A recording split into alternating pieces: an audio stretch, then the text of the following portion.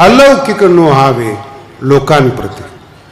सर्वसामान्य माणसासारखं संतांनी जगलं पाहिजे, विशेष रूप नसलं पाहिजे. हे ज्ञानोबांची शिकवण आहेत. आणि त्यांच्याच शब्दावर जो चालतो तो आयुष्यात ज्ञानेश्वरीचं प्रेम मिळतं, संताचं प्रेम मिळतं. श्रृंग ऋषी यांची ही भूमी आहे, तपोभूमी शिंगोरी. आणि त्यामध्ये सगळ्यात महत्त्वाचे या गावाला वळण देणारे सगळ्यात पहिले खेमदास महाराज आहेत.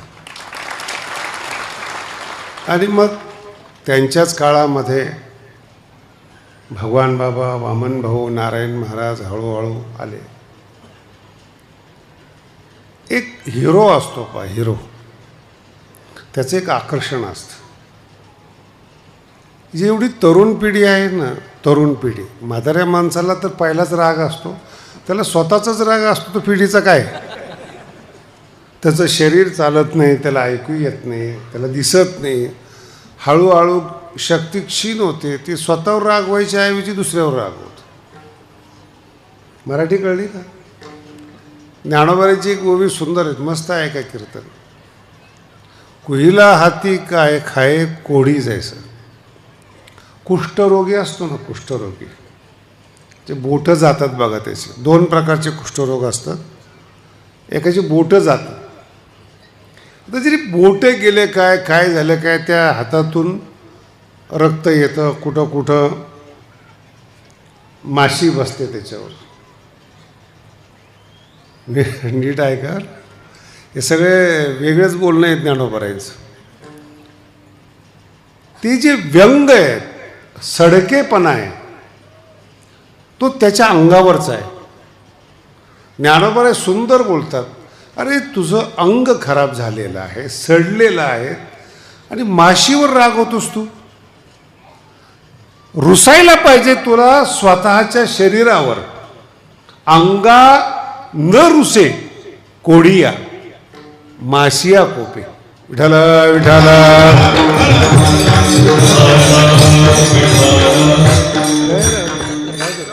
बसा तुम्ही, बसा. अरे बसा, नंतर मी सांगतो तुम्हाला, डिस्टर्ब नको करू. बसा. विठाला विठाला.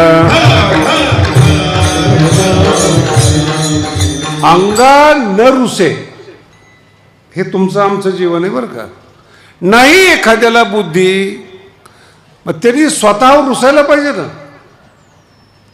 माझ्या कीर्तनामध्ये एखाद्या माणसाने 2-3 ताना जास्त मारल्या. ऐकायला आलेले असतात लोक, काही वेगळ्या प्रकारचे असतात, काही पाहायला येतात, काही ऐकायला येतात, काही टोमणे मारायला येतात, काही चुका काढायला येतात. जेवढ्या बुद्धी आहेत तेवढे प्रकार आहेत माणसामध्ये. ताना जास्त मारल्या. कीर्तन झाल्यानंतर तो मला म्हणतो, महाराज त्या गायकाला पुढच्या वेळेस उभं नका करू. म्हणलं काय झालं? तो मला सांगतोय बघ, कीर्तनात कुणाला उभं करायचं, अंगा न रुसे. म्हणून म्हणलं मराठी कळणं फार अवघड आहे. म्हणलं काय झालं काय, तू सांगणार का मला आता कीर्तनात कुणाला उभं करायचंय? मी सांगतो म्हणे तुम्हाला. काय झालंय, विनाकारण ताण्या मारत होता म्हणे, तो वकाऱ्या टाकत होता, आलाप वगैरे असतात ना. संगीत आणि साहित्य हे आयुष्याचे डोळे आहेत महाराज. नाद ब्रह्म जेव्हा गायलं जातं, संगीत समाधी लागते त्याच्यामध्ये. आणि ज्ञानोबा याच्यामध्ये निष्णात होतात. माऊलींच्या गाथ्यामध्ये 1000 प्रकारचे अभंग आहेत आणि 1000 प्रकारच्या चाली आहेत. आता आपल्याला खोडी असतात पण चाली नसतात. आपण गाता गाता पण खोड करतो. ते अंगा न रुसे. मग त्याला मी समजून सांगितलं, गाऊ दे, चांगला गातोय, मला राग येतो म्हणे. म्हटलं त्याचा राग तुला कळत नाही, त्याचा राग तुला यायला पाहिजे. नाही कळत? त्याचा राग तुला येत नाही, म्हणजे म्हणता येत नाही, त्याचा राग तुला यायला पाहिजे.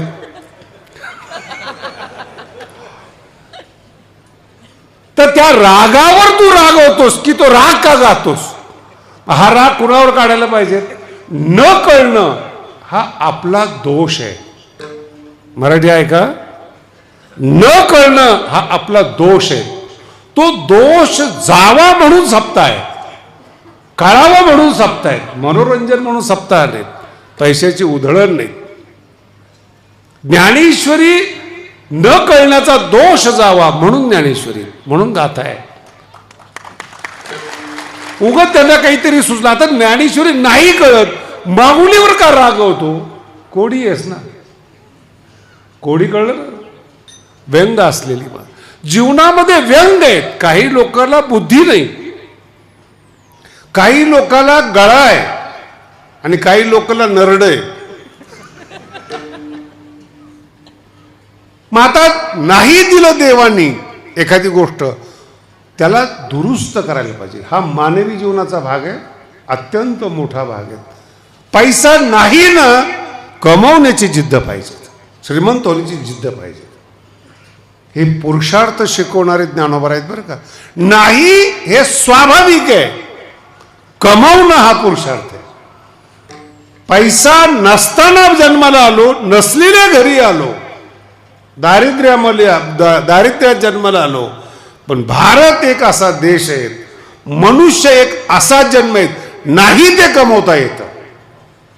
आणि ते नाही कमवलं तर आपण कोढी असतो, व्यंग असतं आपल्यामध्ये. नाही येत रागावू नका. श्रीमंत आहे, गाडी चाललेली त्याची, दगड मारून तुम्हाला गाडी मिळणार आहे का? बोला ना. ज्ञानेश्वरीच्या ओवीमधले दोष काढून तुम्ही ज्ञानोबराय नाही होत. ज्ञानेश्वरी कळाली नाही याचा राग आपल्याला यायला पाहिजे. मग काय करतात ही न कळणारी माणसं? मग यांना कुणीतरी आयडियल पुरुष लागतो, ज्याचे त्याचे वेगळे वेगळे असतात.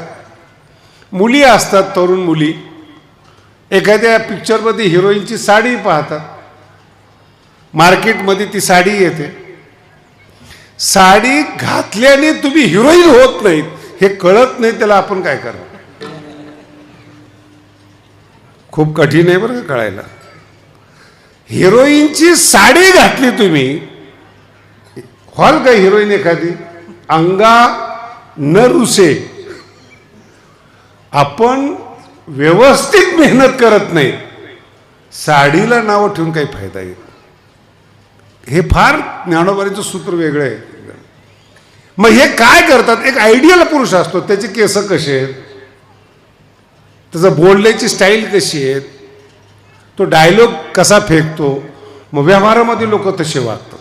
तरुण पोरं बघा तुम्ही, रोज पॅन्टीचे डिझाईन बदललेले असतात, कपड्याचे डिझाईन. यांच्या डोक्यातून नाही आलेलं. माझा मुद्दा फॅशनवर नाही येत, उलट ती कला आहे. पण ती तुमच्यातून जन्माला आली. तुम्हाला काय शोभलं पाहिजे? मे महिन्यामध्ये भगवान बाबाची शेरवानी घालणं बुद्धिमत्ता आहे का? बोला ना.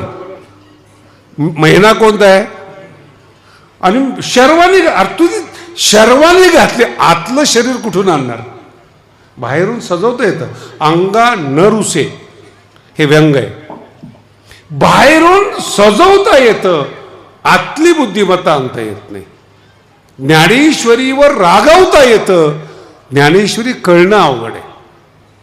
भगवान बाबावर बोलता येतं, टीका करता येते, भगवान बाबा होणं अवघड आहे. नाही माहिती अजून तुम्हाला बाबा, सिंगोरीमध्ये बोलतोय मी, नाही माहिती तुम्हाला बाबा. पहिला सप्ताह एकत्रित करावा आणि नारळ सुरू करावं, याला भगवान बाबा म्हणतात. पहिला नारळ ही संकल्पना नवीन जन्माला आली.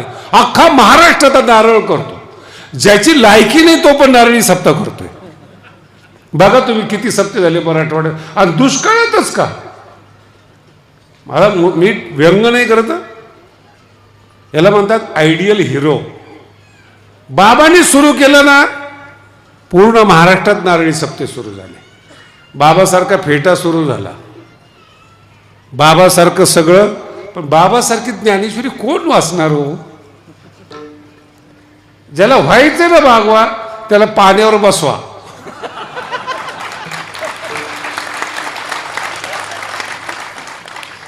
वारकरी संप्रदाय ज्ञान शिकवतो, अक्कल शिकवतो.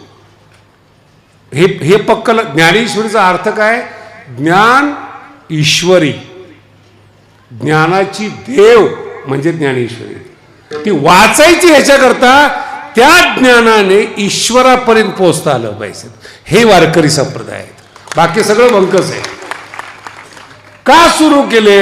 ही पद्धत आहे, जुना काळ आहे. मगाशी मी एकदा बोललो होतो, हे जे लग्नामध्ये नीट आहे का बरं का, खूप छान आहे. लग्नामध्ये नवरा घोड्यावर बसतो. त्या गाढवाला माहित नाही घोड्यावर का बसायचं, तो भाग सोडून द्या. जुन्या काळामध्ये जी लुटणारी डाकू होते त्यांना माहिती असायचं की लग्नाच्या दिवशीच सोनं बाहेर काढलं जातं. हा भारत आहे बरं का, इथून आपण प्रगती करत आलेलो आहे. आता ते डाकू वेगळ्या कपड्यामध्ये शहरात आले, तो भाग सोडून द्या.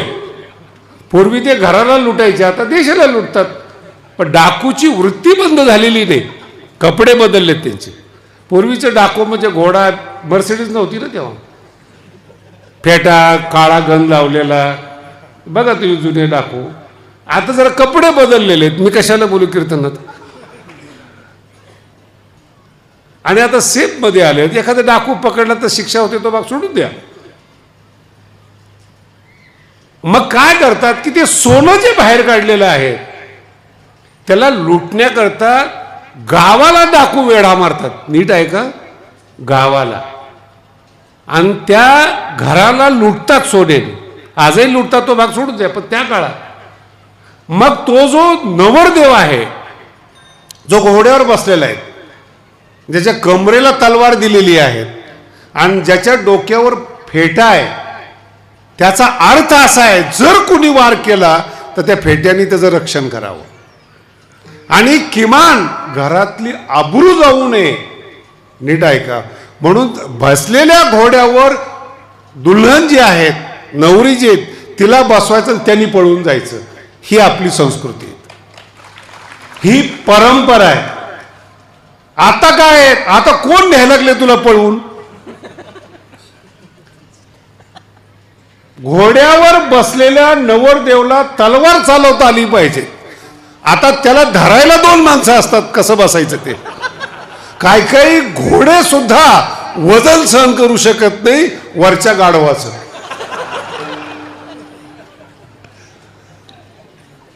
नाही, त्या घोड्याकडे बघा कधी कधी. ही परंपरा झाली, ही आजच्या काळात मोडीत येते.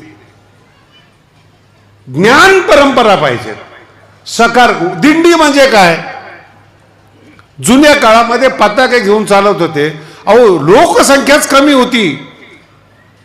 इथून पंढरपूरला जर निघालं तर अख्खं गाव रडत होतं आणि दिंडीमध्ये माणसं जात होते. त्या दिंडीचा पण उद्देश कळायला पाहिजे. काय दृष्टिकोन आहे ज्ञानोबारांचा. पताका घेऊन जायचे. पताक्याचे दोन्ही वापर आहेत, वर आणि खाली, आणि हे वापर करता आले पाहिजेत. म्हणून आजही बघा तुम्ही, ज्यांना भजन येते पण मारामारी येते ते झेंडेकरी असतात.